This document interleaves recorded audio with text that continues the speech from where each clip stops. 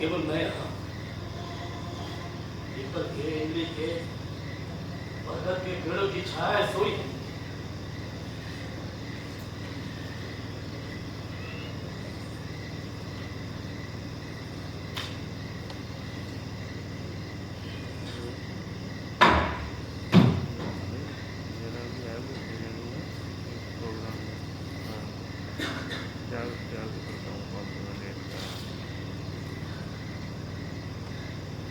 मिल गया, मिल गया, मातुल मिल गया।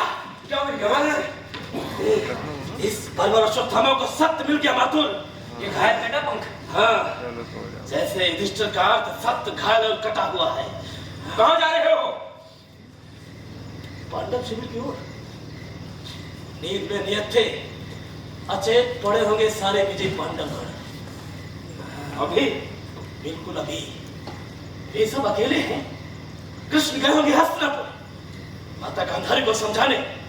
इससे अच्छा अवसर आगे हमें कब मिलेगा? ये सेनापति का आदेश है।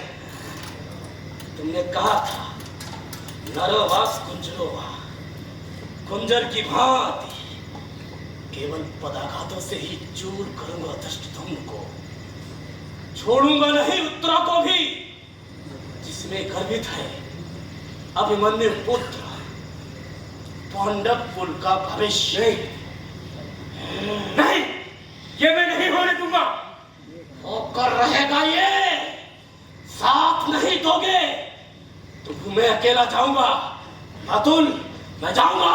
अश्वत्थामा, अश्वत्थामा, अश्वत्थामा,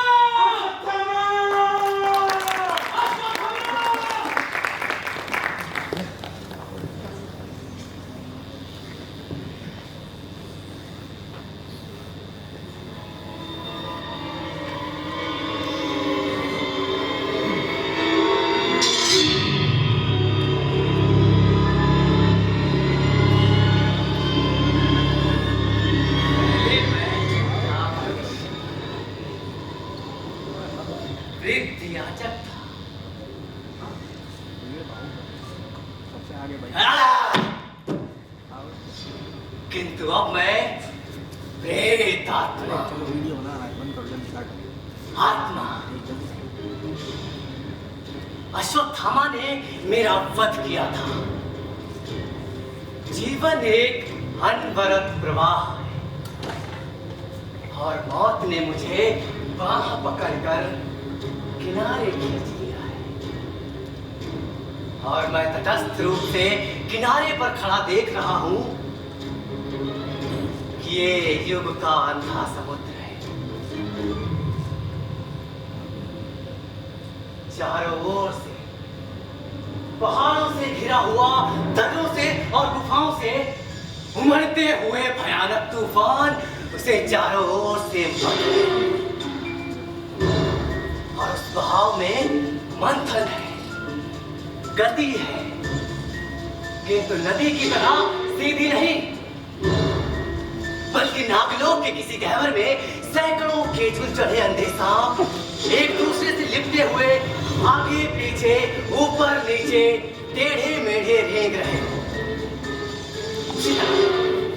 सैकड़ों धाराएं, उप धाराएं अंधे सांपों की तरह बिलबिला रही हैं। ऐसा है ये अंधा समुद्र जिसे हम आज का भाव प्रवाह कह सकते हैं। कुछ सफेद केचुल ऊपर तैर रहे हैं, सफेद पट्टियां गांधारी की आंखों पर हैं, सैनिकों के जख्मों पर हैं। मैंने अपनी प्रेत शक्ति से सारे प्रवाह को, कथा की गति को बांध दिया है और अब सब बात अपने अपने स्थान पर स्थिर हो गए हैं, क्योंकि मैं चीर फाड़ कर हरेक की आंतरिक असंगति समझना चाहता हूं। मेरी मंत्र शक्ति से परिचालित वे छाया रूप में आते हैं।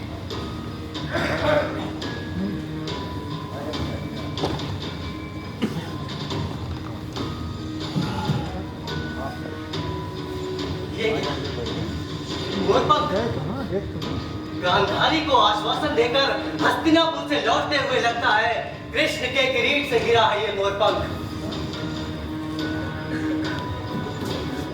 हाँ, ये उन्हीं के रथ की घंटियां हैं।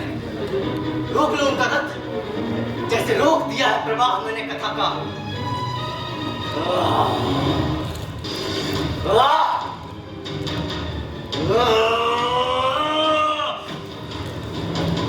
नहीं, इससे तो सारे समय के प्रवाह की मर्यादा ही बन जाएगी।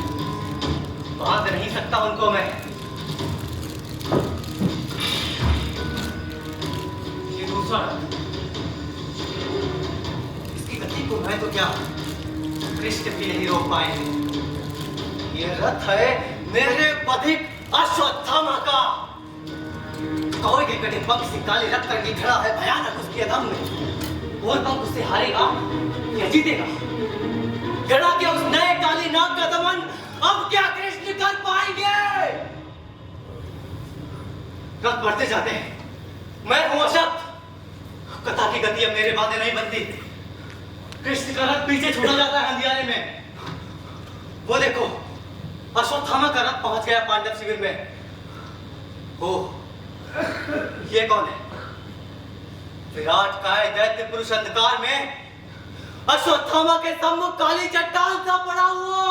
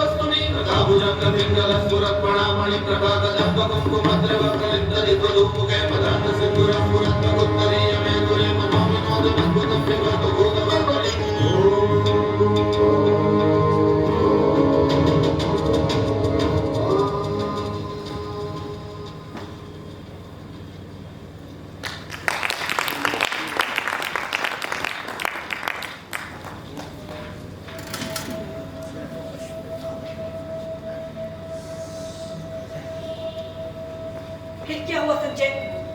फिर क्या हुआ? शंकर की दया भी ऐसी लेकर अश्वत्थामा जा पहुंचा योद्धा धृष्टद्युम्न के सिराने। बिजली सा झपट खींचकर शैया के नीचे घुटनों से दबा लिया उसने।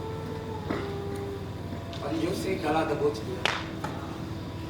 आंखों के कोटर से दोनों साबित गोले कच्चे आमों की गुठली जैसे उछल गए। खाली गड्ढों से काला लहू बन पड़ा। अंधा कर दिया उसको पहले ही। कितना दयालु है अश्वत्थामा। बड़े कष्ट से शब्द जोड़ जोड़ कर उसने कहा, वध करना है तो अस्त्रों से कर दो। तुम योग्य नहीं हो इसके नरपशु धृष्टद्युम्न। तुमने निशस्त्र द्रोण की कायर हत्या की है, यह बदला है। फिर ठोकरों से चूर चूर कर दिया उसके मरने से। बस करो। फिर क्या हुआ संजय? फिर क्या हुआ? हृदय तुम्हारा पत्थर का है गांधारी। पत्थर की खानों से मड़ियां निकलती हैं विदुर। बाधा मत डालो। संजय फिर? संजय नहीं, मुझसे सुनो। कितनी जघन्य प्रतिहिंसा थी वो। कृपाचार्य और कृतवर्मा बाहर थे। जितने बच्चे बूढ़े नौकर बाहर भागे, बाणों से छेद दिया उनको कृतवर्मा ने। डरे हुए हाथी चिंगाड़ कर शिविरों को चीरते हुए भागे। शैया पर सोई हुई स्त्री जहां थी वहीं कुचल गए। उसी समय उन दोनों वीरों ने पांडव शिविरों में लगा दी आग। काश कि मैं अपनी आंखों से देख पाती कैसे ज्योति से गिरा होगा तब अश्वत्थामा। धुआं लपट लोथे, टूटे रथ, घायल घोड़े, खंडित कबंधों में, टूटी पसलियों में विचरण करता था अश्वत्थामा, सिंहनाद करता हुआ। नररत्न से वो तलवार जैसे चिपक गई हो उसी के भुजमूलों से। ठहरो संजय, ठहरो। दिव्य दृष्टि से दिखला दो मुझको एक बार वीर अश्वत्थामा को। माता वो कुरूप है, भयंकर है, किंतु वीर है। उसने वो किया है जो मेरे 100 पुत्र ना कर पाए, द्रोण ना कर पाए, भीष्म ना कर पाए। व्यास ने मुझको दिव्य दृष्टि दी है केवल युद्ध की अवधि के लिए। पता नहीं वो सामर्थ्य मुझसे कब छिन जाए। इसलिए कहती हूँ, अन्याय कृष्ण के बाद अश्वत्थामा को जीवित नहीं छोड़ेंगे। देखने दो मुझे उसे एक बार। मैं प्रयास करता हूँ। मेरे सारे पुण्यों का बल संवेद होकर दर्शन कराएगा आपको अश्वत्थामा के। दीवारों हट जाओ, राह में जो बाधाएं आए वे सिमट जाए माया से, दूरी मिट जाए क्षितिज रेखा के पार। अंधेरा है माता, ये वो स्थल है जहां कल तक पड़ा था दुर्योधन अस्त्र शस्त्र लिए। ये कौन दो योद्धा है? ये है कृपाचार्य और कृतवर्मा। महाराज दुर्योधन! महाराज दुर्योधन! तुम दिख नहीं पड़ता कुछ। ज्योति बाण फेंको, कुछ तिमिर घटे।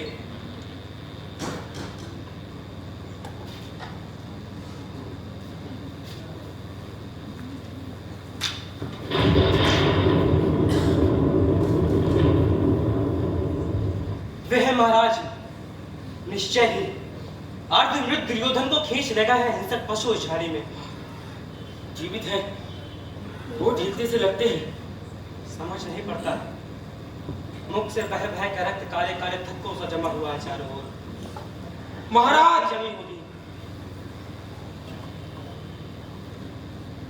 महाराज!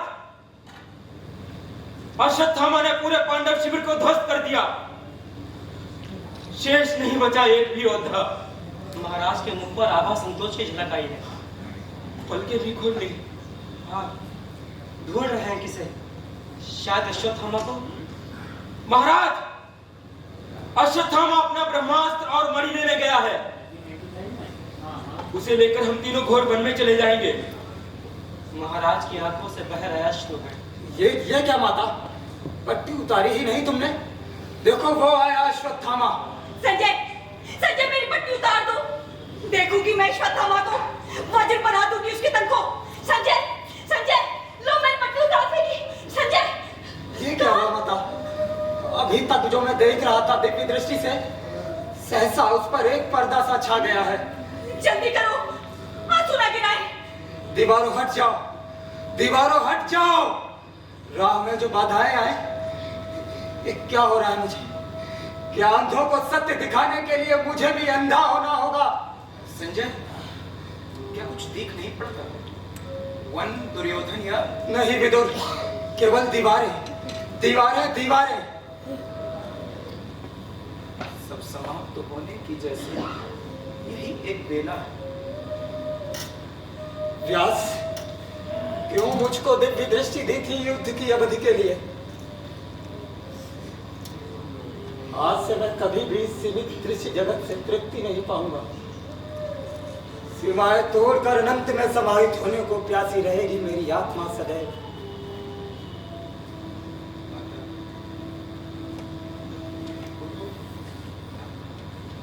छोड़ो हस्तिनापुर को, चलकर समंत पंचक अंतिम संस्कार करें अपने कुटुंबियों को। संजय, सब बांधवों से कहें, परिजनों से कहें, आज ही करेंगे प्रस्थान युद्ध भूमि को। 18 दिनों का लोमहर्षक संग्राम ये मुझे दृष्टि देकर और लेकर चला गया। माता, चलो महाराज को बुला लो। युत्सु, तुम भी चलो। जिसने किया हो खुद वध, उसकी अंजलि का तर्पण स्वीकार किसे होगा भला? वे मेरे बंधु हैं, मेरे परिजन, किंतु सुनो कृष्ण, आज मैं किस मुंह से उनका तर्पण करूंगा?